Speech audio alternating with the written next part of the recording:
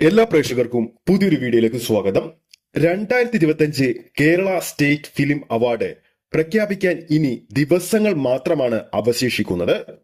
ഒരുപാട് പേർ award nomination ലിസ്റ്റിലുണ്ടെങ്കിലും മികച്ച നടനുള്ള ലിസ്റ്റിൽ ടോപ്പിൽ നിൽക്കുന്നത് മമ്മൂട്ടി, ആസിഫ് അലി, വിജയരാഘവൻ, ഫഹദ് ഫാസിൽ, മോഹൻലാൽ ഈ പ്രമുഖ താരങ്ങൾ തന്നെയാണ്.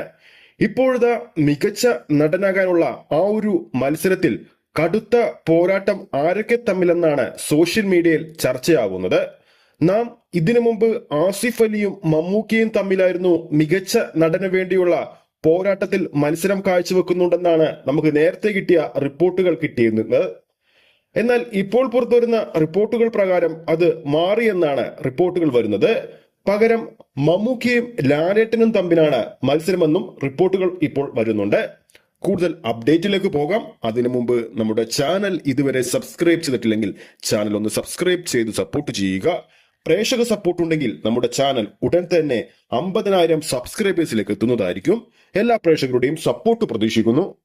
2025 സംസ്ഥാന അവാർഡിൽ മികച്ച നടനു വേണ്ടി ഒട്ടനവധി താരങ്ങളാണ് മത്സരിക്കുമ്പോൾ മികച്ച അഭിനയ സാധ്യതയുള്ള ഒട്ടനവധി കഥാപാത്രങ്ങൾ നമ്മുടെ മുമ്പിലേക്ക് എത്തിയ വർഷം കൂടിയായിരുന്നു 2024.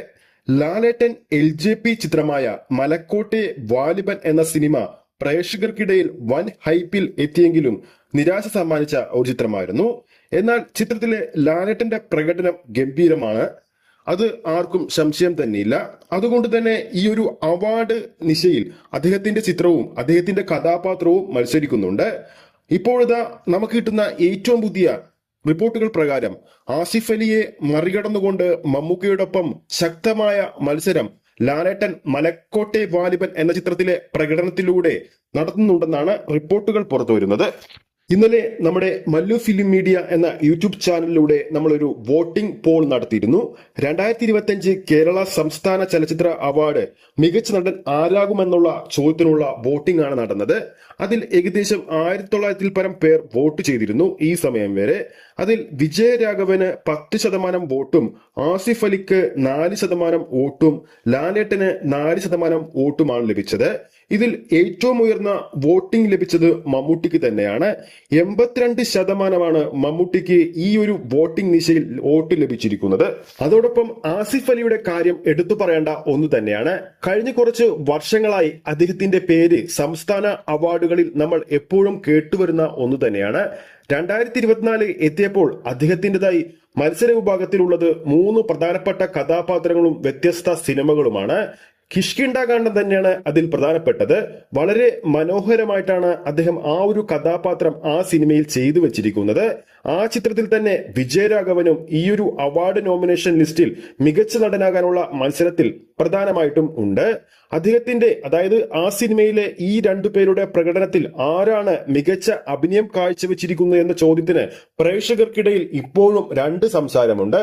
2024 പുറത്തിറങ്ങിയ ഫഹദ് ഫാസിൽ ചിത്രമായ ആവേശം സിനിമയിലെ പ്രകടനത്തിലൂടെ ഫഹദ് ഫാസിലും ഈ ഒരു കാറ്റഗറിയിൽ മത്സരിക്കുന്നുണ്ട്. ഇനി കൂട്ടത്തിലെ കൊമ്പന്റെ കാര്യമാണ്. ഈ ഒരു അവാർഡ് കിട്ടാനുള്ള ഏറ്റവും അധികം ചാൻസ് കാണുന്നത് എന്നതും പോലെ തന്നെ മമ്മൂട്ടിക്ക് തന്നെയാണ്.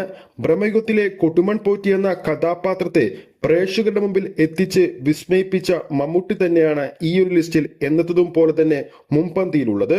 ആ ഒരു കഥാപാത്രത്തിന്റെ അവതരണത്തെ കവച്ചുവെക്കാൻ പറ്റുന്ന കഥാപാത്രം 2024 ഉണ്ടോ എന്ന കാര്യത്തിൽ ഇപ്പോഴും സംശയമാണ്.